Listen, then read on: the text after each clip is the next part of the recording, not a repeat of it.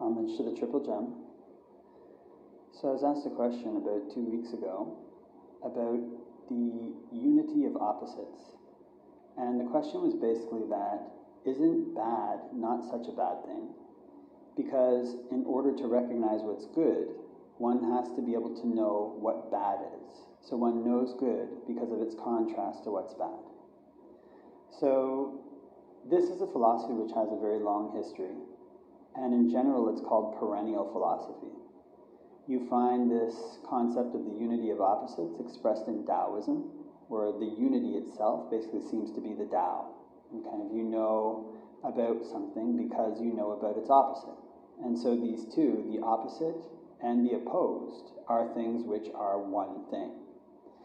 Now, this is seen as something that's celebrated in Taoism.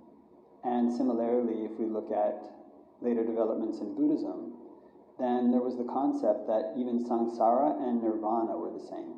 Because in order to know about Nibbāna, you had to know about Saṃsāra. And so again, this came to be seen as something positive. Because Saṃsāra and Nibbāna were the same, it made it possible for a bodhisattva to be reborn, a bodhisattva to be reborn again and again, and to have achieved Nibbāna. And the realization or the achievement of Nibbāna having perhaps something to do with knowing that these two things are unified. That's what seems opposite is actually the same as what is opposed. And most recently in New Age spirituality, one could say, there is the concept of unity of opposites, especially as it relates to consciousness. So what it is that is known and what it is that is known through opposition, those things are unified because of what knows them, because of consciousness. So consciousness is seen as the unifying element among opposites, and it's also celebrated. So in all of these interpretations that rely on the unity among opposites, it's seen as something positive. The unity is seen as something positive. The opposites are seen as something positive. And essentially they start to be seen as one.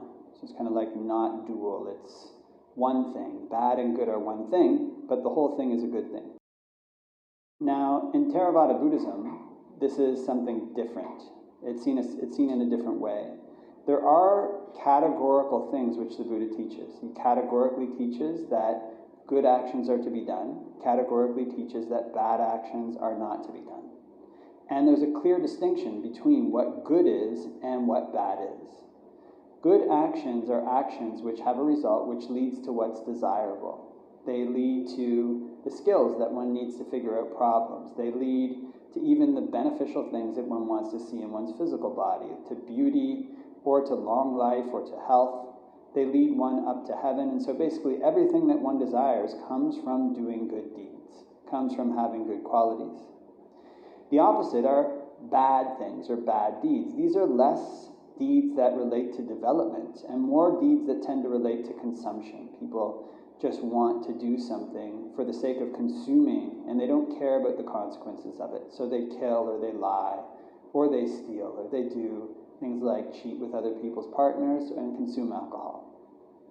As a result of this, their faculties dim, their faculties diminish, and their future becomes more and more dark. So it has a very different and opposite effect. A person can be reborn as an animal, they can be reborn as a hungry ghost, they can be reborn in hell. And these two things are going in different directions. So the Buddha makes it clear that categorically good deeds are to be done, and they have a different result than doing bad deeds. So there is what you might call the concept on that level. Now, there's also an important concept of things spinning and turning after one another. So the Buddha has a teaching on the 8 worldly winds, in which gain follows loss, pleasure follows pain, praise follows blame, and status follows anonymity. So these things spin around one another, and the way in which they spin is very interesting. So for example, in Buddhism, to become wealthy, one has to be very, very generous. And what you tend to see is that as people become more wealthy, because they have so much wealth, if they just opened up the floodgates, it's likely they would be taken advantage of. So there's an inclination, because of having a lot of wealth, to protect the wealth, and thus to become less generous. So if you speak to people who work in charitable organizations, they often tell you that in the poorer neighborhoods sometimes people are more generous. It's because when you're very poor, I mean, you don't have to worry so much, for one thing, about people stealing your things. But also, some of the outlets for happiness are more limited. So, I mean, the happiness of generosity is something that basically one needs to cultivate both to survive and to get a source of happiness you couldn't get necessarily from like driving a Ferrari, etc. Now, there are, of course, people who are very wealthy who are also generous, but it's just interesting how the more wealthy one becomes, the more that it inclines, because of the conditions that surround wealth, towards stinginess. So in this way, you can see that these two things, wealth and poverty, are unified in the way that the Buddha teaches about Kamma. When a person becomes more poor, it becomes easier to be generous in a way. When a person becomes more wealthy, it becomes easier to be stingy. And so these things spin around one another. Similarly with power. In Buddhism, power is said to come from not being jealous, from rejoicing in the good deed, in the good fortune that other people have. But when we see people who are very powerful, what happens when you gain power and you want to keep it? Generally, you can't be rejoicing in the power of others. You have to try to shut them out. And so, again, this is something in which power and lack of power spin around after one another. And so in this way, Saṃsāra turns. It turns from gain to loss, to pleasure to pain, to praise and blame, to status and anonymity. So there is, in a sense, a unity of opposites in Buddhism. But the difference in Buddhism is that this unity of opposites is not something to be celebrated. So there's an interesting series of questions that are posed to novices in the canon. And the very first question is, what is one? And I remember being a young monk, and we were asked this question, what is one? And you would think that it might be something like everything is a unity, and that unity is Nibbāna. But actually the answer to the question, what is one, is that all beings subsist on food. This is the unifying element between what it takes to be a being. Everybody is eating something. Everybody is consuming something to become who they are. And this is not something which is celebrated. So when a person develops in good or bright qualities, they're becoming something because of that. When they develop in bad or unwholesome qualities, they're becoming something because of that. Depending on what it is that a person feeds on to take on an identity in a world of experience, it's based on that they become.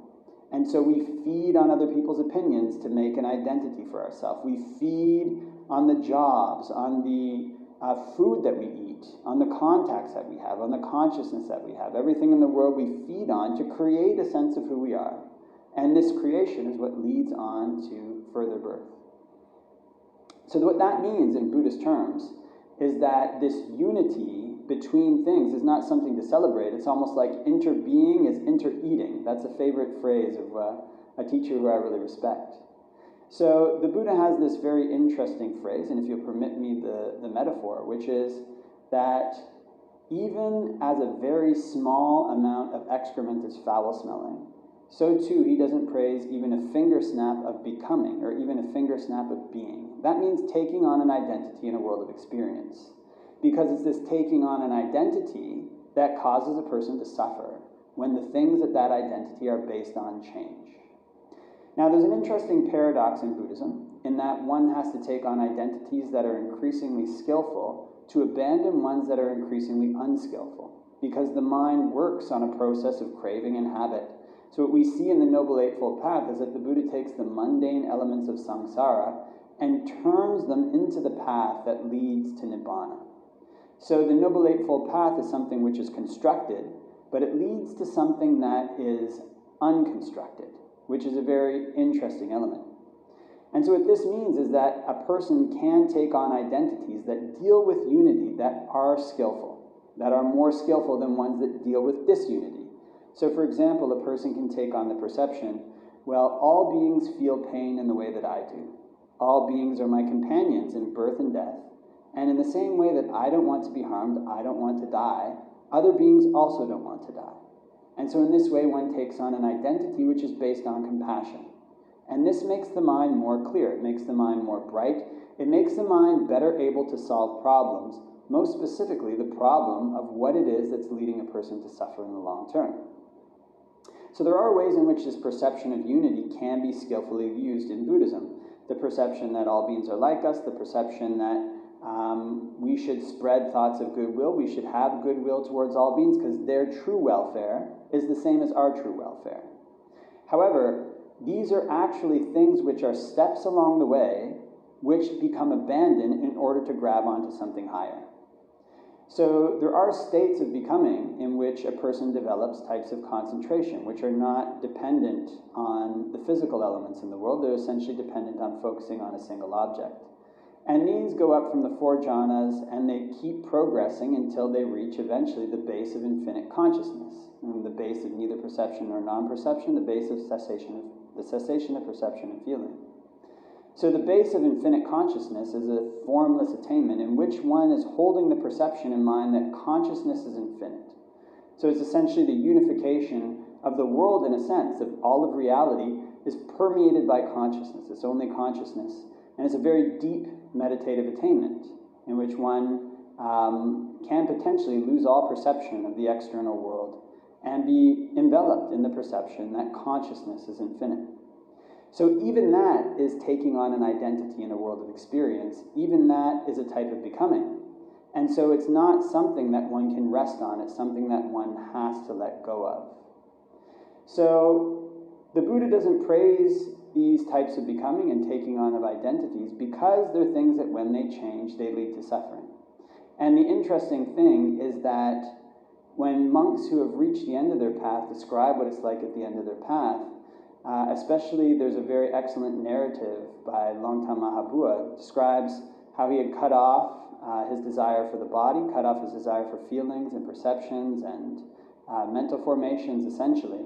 And basically what was left was consciousness. He said that when you cut off the outflows to all of these other khandhas, then it's almost like the energy that had been dispersed within them gathers into a radiant central point in the mind, and it's the most beautiful thing that exists in the world. But he says when you watch that consciousness, there's still a ripple within it. So because there's brightness, there has to be darkness somewhere. There's still this ripple. And the interesting thing that he says is that that consciousness itself is avijjā. That consciousness itself is ignorance. So he said that when he first encountered it, he was just overwhelmed by its beauty. You shouldn't think of the things that stop a person from reaching the end of suffering as if they're all evil monsters. Sometimes it's the most beautiful unification in the world, the most beautiful thing that one can notice. But because there's still this ripple in the consciousness, it's still something which depends on opposites. It's still something which has this unity of opposites, and therefore it's not permanent. It's anicca. So anicca, the word anicca, etymologically it has more of the sense of like a a stool or a chair that has one leg removed. You can still sit on it, but you have to tense up around it. It's something that's put together. And so in Buddhism, the distinction between Buddhism and these other philosophies which celebrate the unity of opposites is that Buddhism sees the unity of opposites as something which is to be transcended. And it's not something which is transcended through an act of concentration which brings things together, through an act of dissolving oneself into a larger self, into a world consciousness, or through anything like that. It comes through separation. And that separation comes through dispassion. So in Buddhism, dispassion is one of the highest dhammas. And that comes through directly seeing and directly investigating, such that one lets go, becomes dispassionate towards the things that one had been clinging to before. So Luangta Mahā Bua describes how when he investigated this very radiant consciousness in this way, and essentially finally became dispassionate towards it, because he saw that it was something that wasn't totally stable, then it broke away, and what he said replaced it was something that was far more magnificent, to the extent that he couldn't even describe it. And this is what you see in the canon as well, that when the Buddha or other monks start talking about Nibbāna, they talk about it as being the end of proliferation. There's basically not much that you can say about it. It's just not much to say. It's beyond words, it's beyond concepts, and everything else in the universe is not, including beautiful consciousnesses, unity of consciousness, etc. So the Buddha does describe these different paths. He describes a bright path. He describes good deeds which lead to good results. He describes bad deeds, a dark path, dark Kamma, which leads to dark results. And in a sense, both of these are influenced by each other. I mean, they do require, in a sense, knowledge of their opposite in order to have the concept exist in their mind. But moreover, in Buddhism, the really insidious thing is that they spin around each other, spin from one to another, and it's this spinning that allows craving to operate without being destroyed. I'm just you can imagine if it was just all bad, a person probably wouldn't be craving for it that much. Whereas similarly, all good, people's craving tends to run out of that, but it's the contrast between them that allows craving to essentially seek for ever fresh delight. And it's this unity of opposites, this contrast, which characterizes samsara. So the path that leads to the ending of suffering, the Kamma that leads there, the Buddha describes it as neither bright nor dark. And this is the Noble Eightfold Path. So what one learns to do as one progresses is actually to become dispassionate for this unity, to become dispassionate for the process of eating, which unites all beings, and to look for something that's beyond these things. Because it is possible for the mind to find something that's unborn, that's unmade, that's uncreated. And something that's unborn and unmade and uncreated does not have opposites, it does not have unity. It's something which is beyond all of those concepts, very truly radical. So the Buddha points us in this direction because this is where the end of suffering leads. And this is the distinction between Buddhism and other philosophies which seek the unity of opposites. It's not that the unity of opposites are all bad, and all beings are like me, so I should be kind to them. But it is something that if it's grabbed onto will not lead to the end of suffering. It will spin one further into samsara. So it's important to hold the faculties that are highest in the highest light. And that is investigation. That is discernment. Framing our quest not in terms of finding a perfect unity, but in terms of finding the end of suffering. Because this is what it will allow us to see with dispassion, the things that change, and to reach for something that doesn't, which is where the Buddha's teachings point us to.